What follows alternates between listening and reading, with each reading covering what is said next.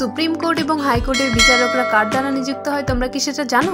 চলো তবে আজকে জেনে নেওয়া যাক। Hey everyone, welcome back to my channel.